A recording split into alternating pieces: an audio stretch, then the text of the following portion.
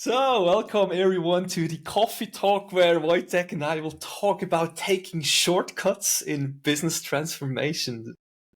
Wojciech is a seasoned professional with 25 years of IT experience. He has managed projects, programs, and teams in over 40 different assignments in the area of IT delivery, business, and IT transformation. Not tied to a single methodology, but combining different methods and artifacts from agile and traditional management styles to deliver results. Wojciech, it's great to have you here for this coffee talk. Yeah, I don't have I have water, but I suppose that will work so. This is great. I had my share of caffeine before, so now I'm gonna stay dry. So I say taking shortcuts in business transformation. This was where one of our previous conversations ended, right? Where you said, "Hey, there are no shortcuts in business transformations." In your experience, when you look at it, what are the most common misconceptions that leaders have about how quickly they can transform their organization? Well, the problem is that the thing is that what I've seen or what I experienced many times is that many leaders assumes that the transformation is all about the processes redesign, and people will simply follow your newly created steps, follow these processes, and that's it. In many cases, the human factor that will for the will for people to change their minds and their strong feeling that the way how they are doing something or how they were doing something earlier is the only best way to do it, or even the only way that can be done. This factor in many cases is very much ignored. Organizational change, and I'm not talking only in business change, I'm talking about IT change, about every project is bringing some kind of a change. So I am talking about generally every project. The organizational change is not only about the processes, it is about the people.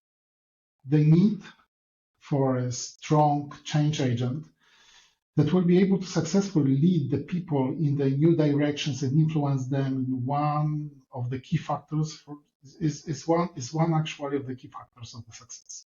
This is the one of the most important things that we can see there. Without people changing their approach, the new methods or processes will just be a set of rules that will just reside on the shelf on a very nice place. We will have also the mission on our walls and so on. But the organization will work as it was before. So many people, so just summarizing that, many change managers, change agents, and so on, are taking a shortcut by saying, okay, I will just design the new processes, implement them, or enforce people to do to work according to them, and that's it, and it will work. Well, it will not. Did you have an example like where you kind of observed such like where somebody tried to take such a shortcut or a quick fix? Okay, generally, maybe not. We will get to the example in a second, but generally, where these examples comes from, or where these situations comes from, are the fact that in many cases, transformation leaders, let's call them transformation leaders, whether they are managers, they are directors, they are, I don't know, whatever, VP of transformation, plenty of these positions. They are measured by certain KPIs and goals they should achieve as soon as possible, or achieve at least at the certain point in time. They have the plan how to deliver them, how to achieve them, and so on. But at the same time, the management boards or the C-levels, sometimes even the boards above the management boards, are actually incentivizing these managers or these leaders if they will achieve these goals quicker. So these leaders are taking shortcuts, are trying to take a shorter paths, well, to get the bonus, to make sure that the bonus will get to their account. And this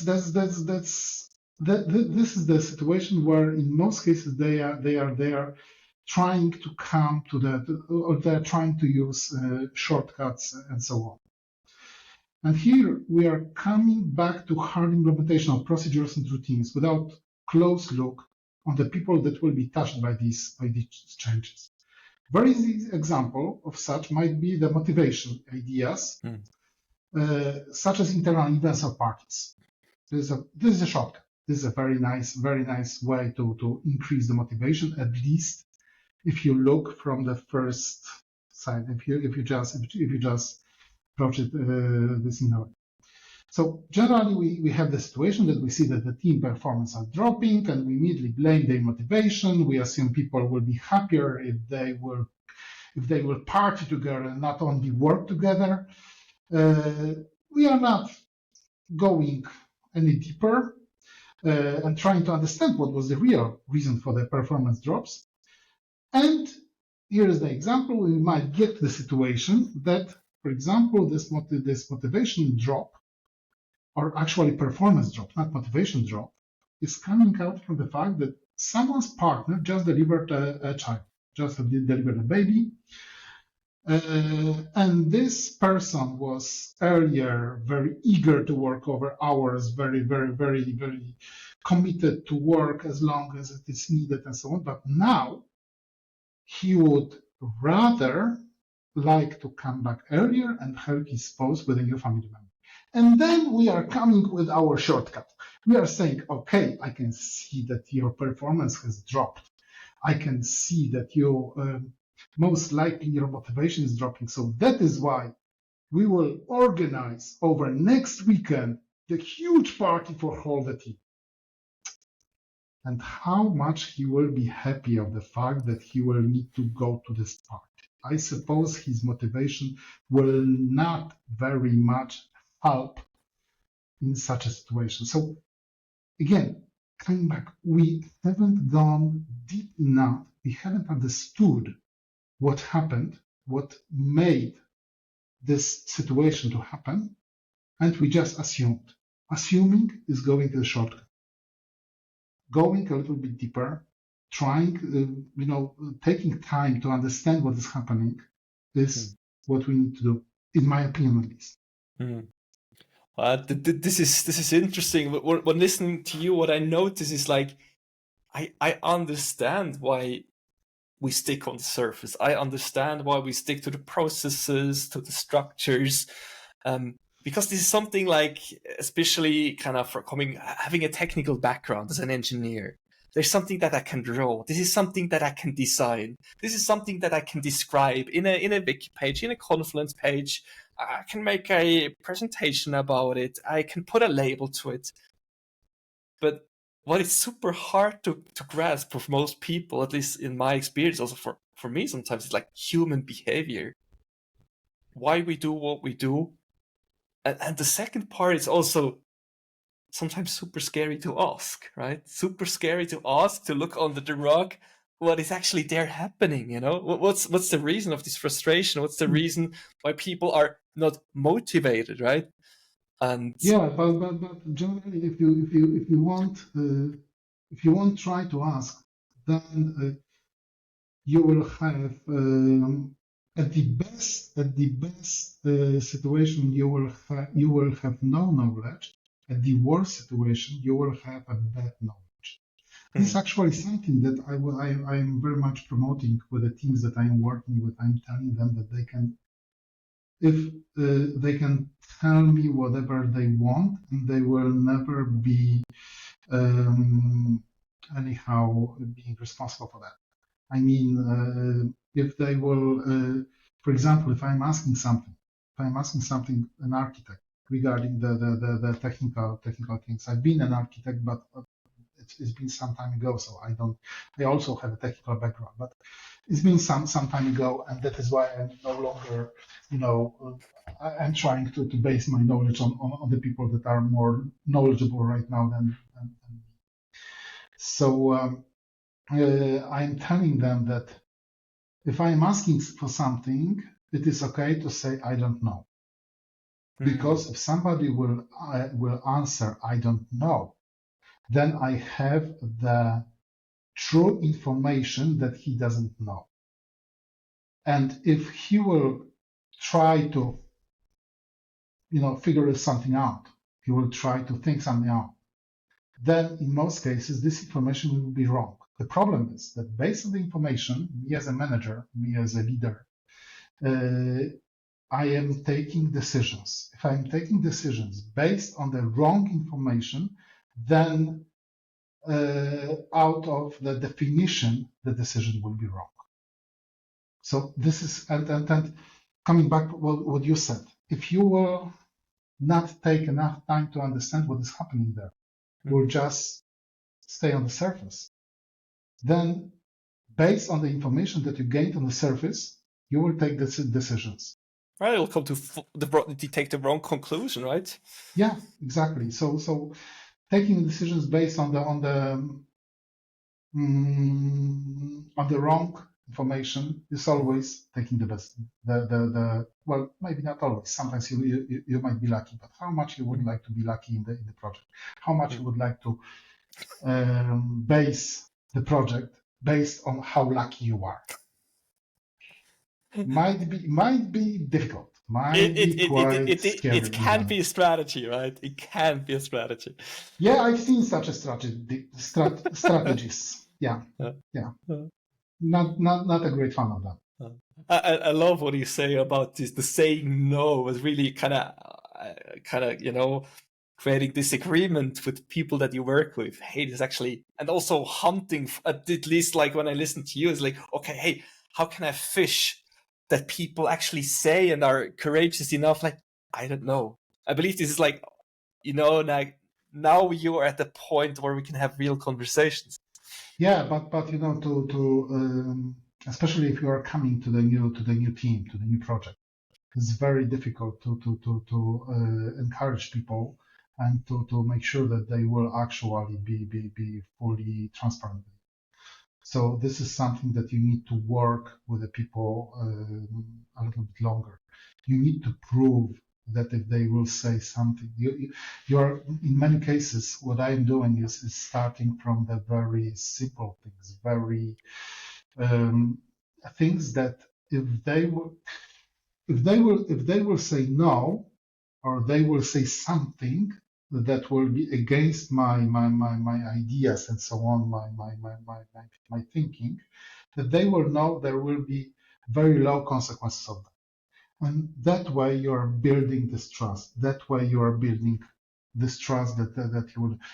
Very good example, maybe not from transformational projects, is when in one company, I was actually a little bit transformational project because I was creating a development department, the whole development department in the company.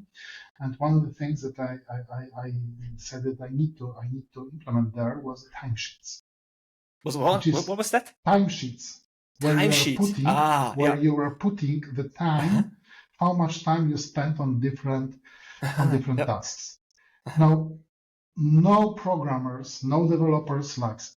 There are no developers that likes it. They are mainly thinking that this is waste of time and so on. Very much on the initial phase, I told them, I'm asking you to create these timesheets, to fill down the hours in there and so on, not to check how much time you spent in the toilet. That was not the point. My point is to analyze on a larger scale how much time you are spending on the Scrum meetings, how much time you are spending on support, how much time you are spending this here and here and here, and there are certain categories. And then once you do it, then what I was doing is every month I was creating kind of a meeting, kind of a celebration meeting, on which I was showing the graphs of the overall how much time is spent here and there and so on, and then showing them why this was created, why it's important for them to do it, and why we are trying, for example, to raise the bar regarding how much time we are spending on development and so on, so on. But the most important thing in there is that you will not try to chase anyone if you see something bad in the timesheet. The minute that you will go to someone and you will tell him, well, why have you spent 6 hours in here? This minute you are lost. Because at this minute, this person will say, oh, okay, he's saying one thing, but doing another. Now, at this point, you lost their trust. Yes, and you lost the trust not only of this person. This will spread immediately. Come on, these people are talking to each other. I know that in many organizations, I've seen that in many organizations, the managers are thinking that people are not talking to each other, and then saying something here, something there, and so on. But in every organization, people are talking to each other, either on the coffee or on the smoke or anywhere. They will be talking to each other, and then you have to understand it, and you have to accept it. You cannot say that, well, it will not happen here. Well, it will. That's how it is. Like when you go through such a transformation and then you look back, how do you notice that? What are some progress, some success indicators for you? How does success look like to you? Generally, if you are trying to start the transformation, then you need to then you need to know why you are doing this transformation.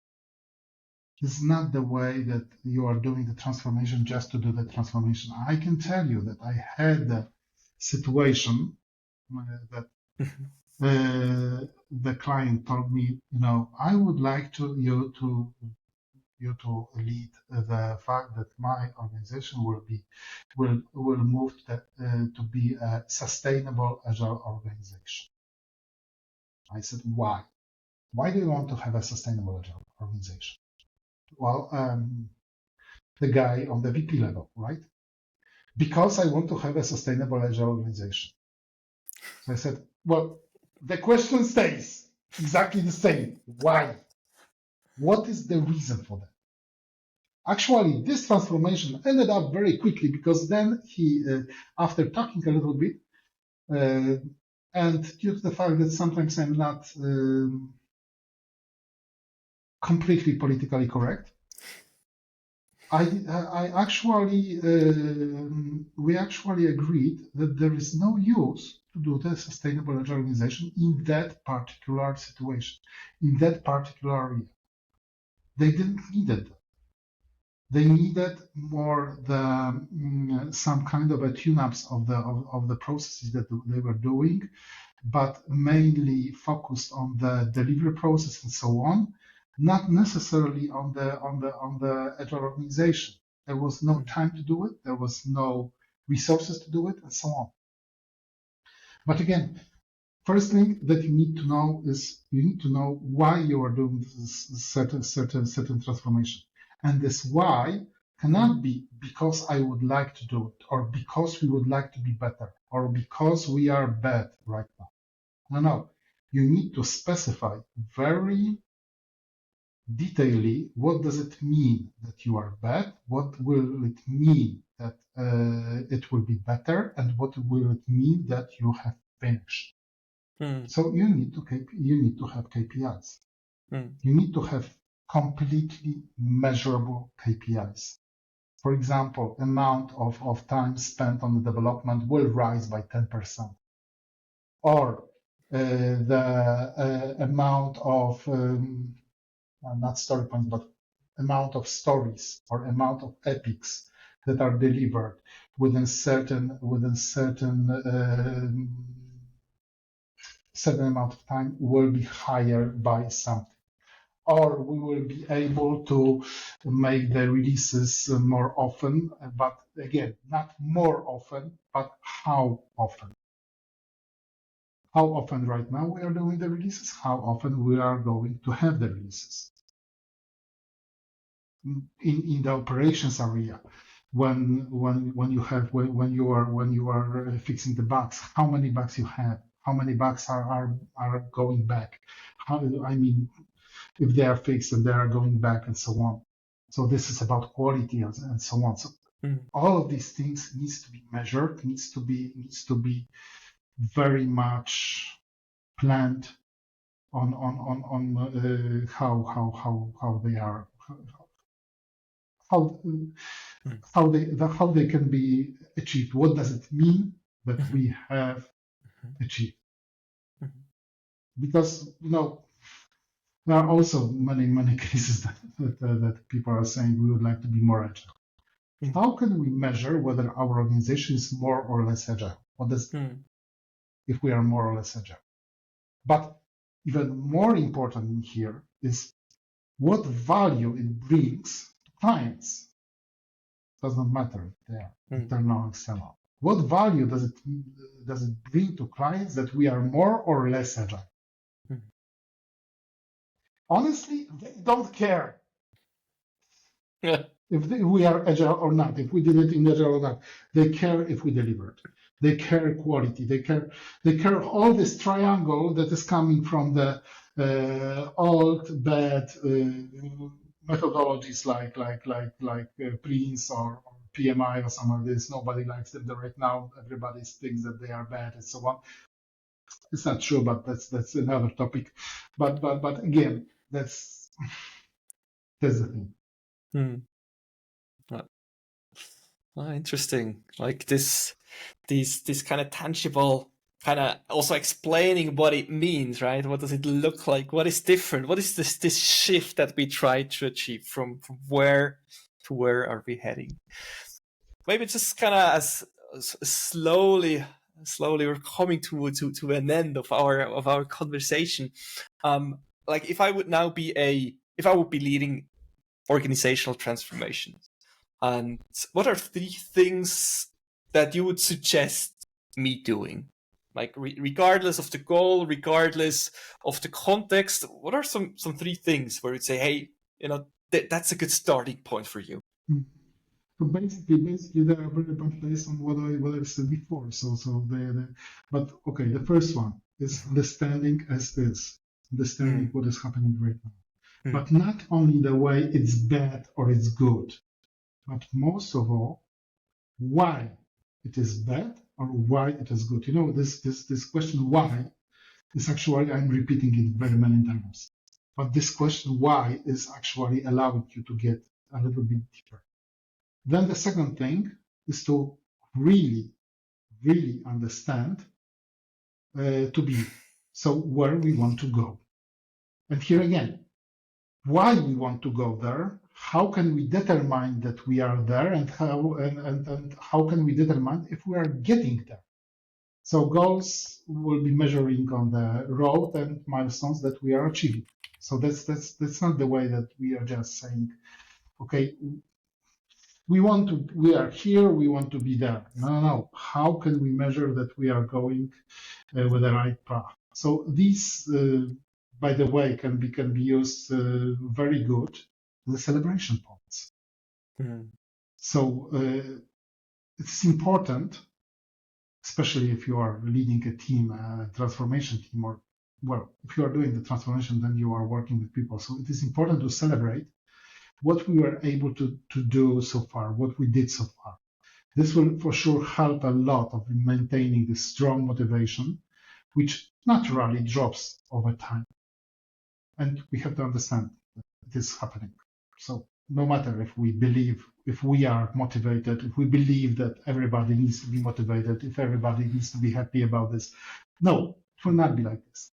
The fact that you are motivated doesn't mean that the people are as well. There is some connection with this. You can actually help people to be motivated, but it's not given. And the third thing is understand the consequences of the actions and the risks that are tied to them. So this is a part that is in many cases forgotten. So people, you should rather plan and carefully assess, maybe even mitigate the consequences. In many cases, people are not thinking what will be the wide consequence of what they are planning. So here we go, and how can we do it? How can we get it? So here we go again, asking why and going deep in the scope of understanding. Because if we miss that, then we might get the situation that we did the transformation. Cool, we went all these steps and so on. But actually, the things that we did cannot work because there are certain reasons that even lies beyond our scope. We haven't thought about this. We haven't asked why we are doing something. We just assumed, okay, somebody higher knows better and so on. So we are coming to the very classic situation. The surgery was a success. Unfortunately, the patient died. And unfortunately, very, very standard, very common situation that we have in the projects. We did the project. It was in the deadline. It was within the budget. But yeah, it's not working. No. I love this. I love the understand where we are, understand where we want to go, really understand where we want to go, and then also kind of understand, what are the consequences. Yeah. What might happen. Yeah. So, last question. How has your understanding of what it takes to lead a successful transformation evolved over time? What did you have to let go of? Okay, so basically, all the things that we are discussing are actually the lessons learned over the time. I am a specific person sometimes that I am planning everything, creating various variants of the plan, and the more I work on this, the more variants I create. So I have a plan A, plan B, plan C, and so on, that are created based on the deeper and deeper analysis of what needs to be done and what consequences it might bring. Earlier, I was assuming many things. Now I try much more to understand why something is happening, why people act this or that way. Assumption is good when creating a plan A, the very first plan, the very first timeline, but you should not stay in the comfort zone just with a plan A and push it just hard and hard to be successful. You need to challenge your plans, create variations coming from different points, try to oversee what will happen. The more I work on this, the more consequences I can foresee and more variations of the plan can be. You can, however, say that you cannot oversee everything. This is something that sometimes, and yeah, that's how it is. That's true. But when you have plan A and try to go through it, finding potential crossroads, finding potential situations where it might go wrong, you can prepare the actions that will bring you back to the original track. So plans B, C, D, and then so on are not the plans, the completely different plans that will actually, all of them are to reach the same point, the same target. They all serve same goal, but they are reactions and then different variations. The more of them you will have, the less unplanned actions you will have to take and less detours you will have to take. That's how it is. You will be able to get back to the right path much quicker than just trying to do it spontaneously, and that will be thanks to the fact that you haven't taken a shortcut on the very initial phase, just creating one plan and just assuming that everything will go as planned. Well, it will not. It never goes according to plan. As actually, it was, I suppose, Sun Tzu who said that no plan will be okay on the war zone. You have to have, but the more plans, the more variations of these plans you have, the more or the less problem you will have once this variation happens.